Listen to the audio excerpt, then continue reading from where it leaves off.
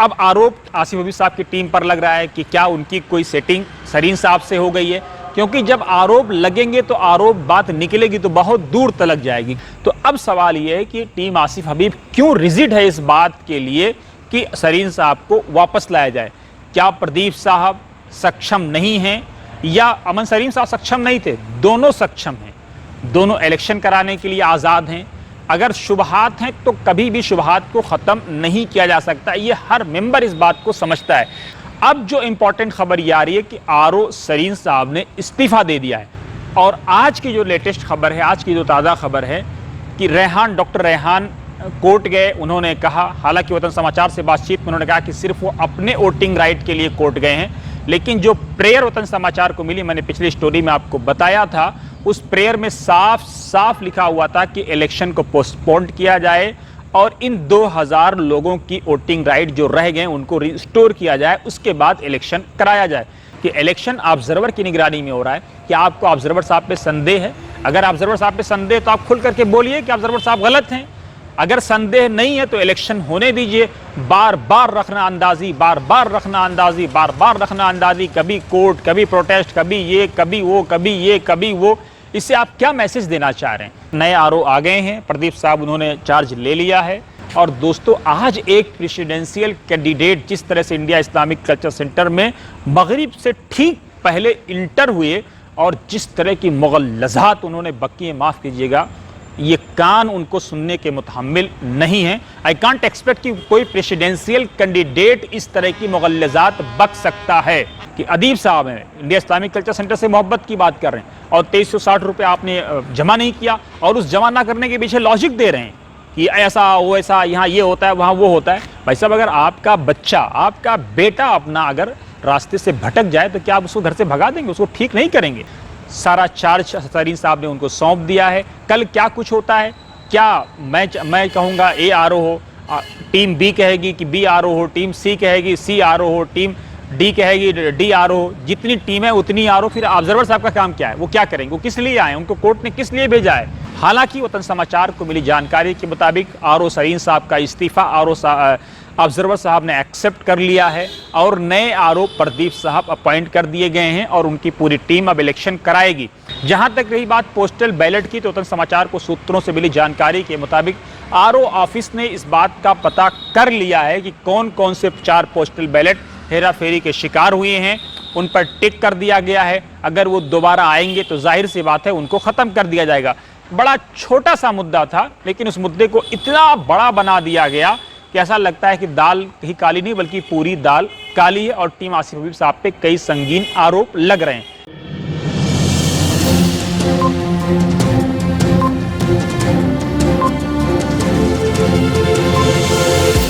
झूठ से दूर, खबरों से भरपूर। आप देख रहे हैं वतन समाचार, मैं हूं मोहम्मद अहमद। किसी फकीर ने क्या खूब कहा है कि बरहम ही रहा जालिम कर डाले जतन सारे, इतना ही कहा था बस आशिक हूँ तेरा प्यारे। दूसरा शेर है, सब हमारी खैर खाही के आलम बरदार थे, सब के दामन पर हमारे खून के छींटे मिले। कुरान मुक़द्दस की एक आयत है, अल्लाह रब्बुल इज़्ज़त फरमाता है कि ला तमशी फिल अर्ज़ मरहा, ज़मीन में अकड़ कर मत चलो। लन तखरिकल अर्ज़ा, ज़मीन को फाड़ नहीं सकते हो।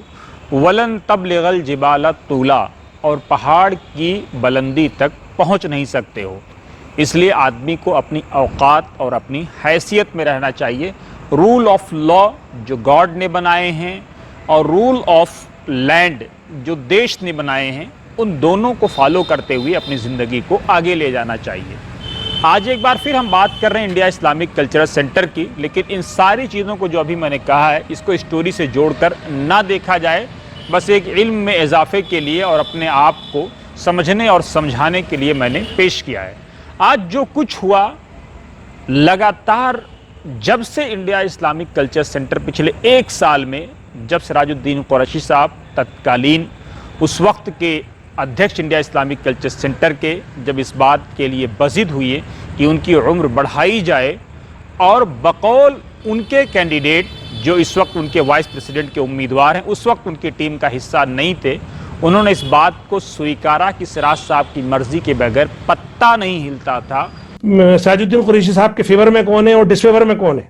सिराजुद्दीन कुरैशी साहब की इतनी वहां पे दबाव रहता था या इतना उनकी चलती थी कि किसी मेंबर की हैसियत, किसी मैनेजमेंट कमेटी के मेंबर की हैसियत नहीं सिराज साहब से कुछ पूछ ले।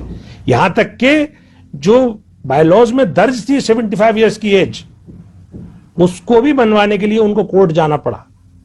तो इसलिए सवाल तो ये अब होगा, सवाल यह है कि मतलूब साहब और उनके साथी कोर्ट गए। कोर्ट में उन्होंने 2 लाख समथिंग की जो फीस होती है कोर्ट की वो अदा की, और अदा करने के बाद केस की सुनवाई शुरू हुई। लगभग 6-7 महीने, 8 महीने, 9 महीने केस चला। केस का जो रिजल्ट है वो आपके सामने है। पहले सिंगल बेंच की तरफ से कहा गया कि उम्र के मामले के अलावा सारी चीज़ें एसजीबीएम में डिस्कस हो सकती हैं, यानी स्पेशल जनरल बॉडी की मीटिंग में। उसके बाद डीबी का ऑर्डर आया। डीबी ने बहुत स्ट्रिक्टली कहा एसजीबीएम कराई जाए, उम्र और जितने भी एजेंडे हैं सारे एजेंडे पेश किए जाएं, और जो इंडिया इस्लामिक कल्चर सेंटर का संविधान है उसको फॉलो करते हुए आगे बढ़ा जाए। सब कुछ हो गया। बात यहाँ तक आ पहुँची कि सिराजुद्दीन कुरैशी साहब उम्र के मामले में हार गए, और वही सिराज साहब की टीम जो जमशेद अली साहब को पानी पी पी कर कोस रही थी और उन्हीं पर आरोप लगा रही थी कि वो कोर्ट गए, अब वही उनके साथ हैं और उस टीम ने उनको अपने साथ ले लिया है। उसके बाद कोर्ट जाने का सिलसिला नहीं रुका। फिर आसिफ हबीब साहब कोर्ट पहुंचे। आसिफ हबीब साहब ने कहा कि साहब जो है ई वोटिंग कराई जाए। ई वोटिंग चूंकि ऑब्जर्वर वहां पर हैं, ऑब्जर्वर को अख्तियार है जैसे चाहें ऑब्जर्वर, चूंकि ऑब्जर्वर कोई आयरे गैरे आदमी नहीं है, ऑब्जर्वर लर्नड सीनियर जज रहे हैं। अब एक आदमी जो जज रहा है उसकी नज़ाकतों को समझता है, कोर्ट उसकी बारीकियों को समझती है। लेकिन आसिफ हबीब साहब की टीम कोर्ट पहुंच गई। कोर्ट ने ऑब्जर्वर साहब पे मामला छोड़ दिया। पहले भी इंडिया इस्लामिक कल्चर सेंटर का खसारा हुआ पैसों का, क्योंकि तब मामला था संविधान के बचाने का, और संविधान बच गया।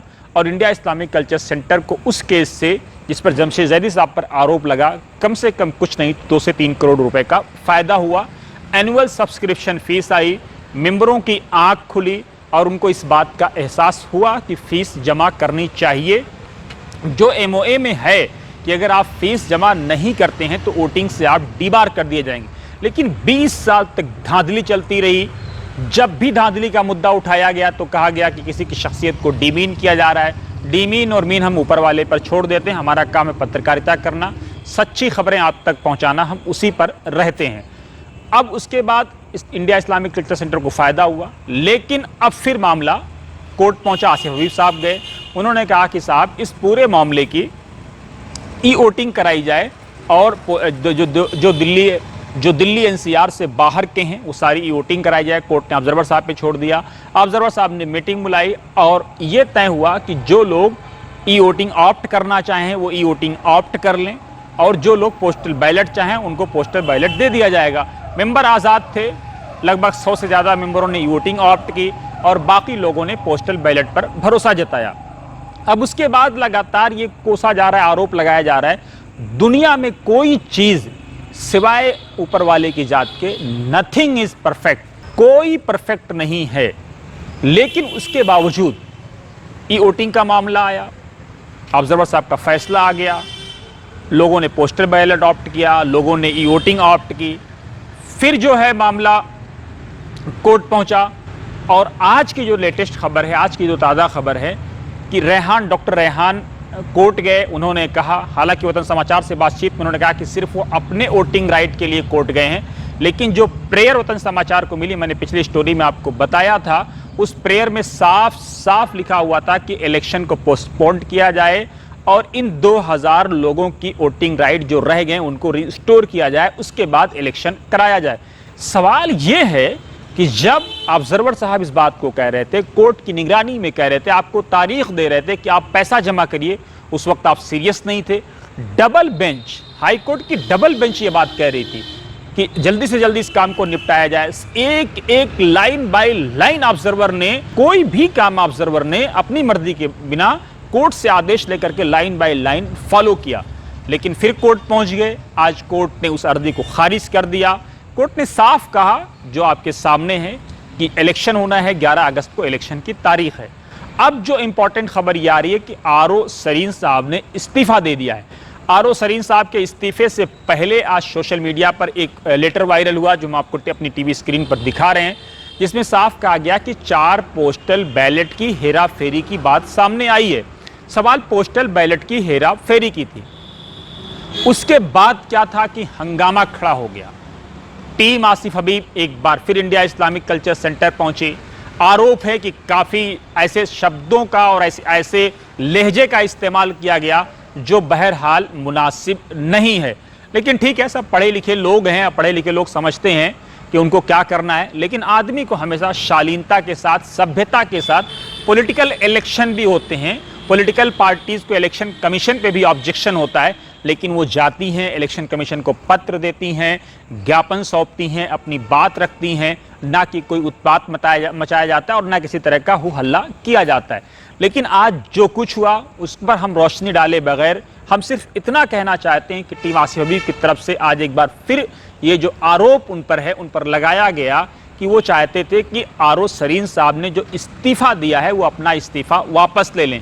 हालांकि वतन समाचार को मिली जानकारी के मुताबिक आरओ सरीन साहब का इस्तीफा ऑब्जर्वर साहब ने एक्सेप्ट कर लिया है और नए आरओ प्रदीप साहब अपॉइंट कर दिए गए हैं और उनकी पूरी टीम अब इलेक्शन कराएगी। हालांकि वतन समाचार को मिली जानकारी के मुताबिक प्रदीप साहब की निगरानी में सरीन साहब की पूरी टीम, इंटायर टीम इलेक्शन कराएगी और उसमें कुछ नहीं होने जा रहा है। लेकिन कल मीटिंग है, मीटिंग में क्या कुछ होगा वो देखना बड़ा इंपॉर्टेंट है। सारे कैंडिडेट को बुलाया गया है। सवाल ये है कि अब आरोप आसिफ हबीब साहब की टीम पर लग रहा है कि क्या उनकी कोई सेटिंग सरीन साहब से हो गई है, क्योंकि जब आरोप लगेंगे तो आरोप बात निकलेगी तो बहुत दूर तलक जाएगी। क्यों आप रिजिड हैं कि सरीन साहब का इस्तीफा वापस हो? हालांकि सरीन साहब की तरफ से जो सूत्रों की मिली जानकारी के मुताबिक कहा गया है कि उनको कोऑपरेट नहीं किया जा रहा है। अगर उनको कोई कोऑपरेट नहीं किया जा रहा था तो वो ऑब्जर्वर साहब के पास जाते, अपनी पूरी बात रखते, सारी चीज़ें होती, मुद्दे को बैठ के सुलझाया जाता। जब उन्होंने इस्तीफा दे दिया और ऑब्जर्वर साहब ने एक्सेप्ट कर लिया, तो अब सवाल ये है कि टीम आसिफ हबीब क्यों रिजिड है इस बात के लिए कि सरीन साहब को वापस लाया जाए। क्या प्रदीप साहब सक्षम नहीं हैं या अमन सरीन साहब सक्षम नहीं थे? दोनों सक्षम हैं, दोनों इलेक्शन कराने के लिए आज़ाद हैं। अगर शुबहात हैं तो कभी भी शुबहात को ख़त्म नहीं किया जा सकता, ये हर मेंबर इस बात को समझता है। जहां तक रही बात पोस्टल बैलेट की, तो वतन समाचार को सूत्रों से मिली जानकारी के मुताबिक आरओ ऑफिस ने इस बात का पता कर लिया है कि कौन कौन से 4 पोस्टल बैलेट हेरा फेरी के शिकार हुए हैं, उन पर टिक कर दिया गया है। अगर वो दोबारा आएंगे तो जाहिर सी बात है उनको ख़त्म कर दिया जाएगा। बड़ा छोटा सा मुद्दा था, लेकिन उस मुद्दे को इतना बड़ा बना दिया गया कि ऐसा लगता है कि दाल कहीं काली नहीं बल्कि पूरी दाल काली है और टीम आसिफ हबीब साहब पे कई संगीन आरोप लग रहे हैं।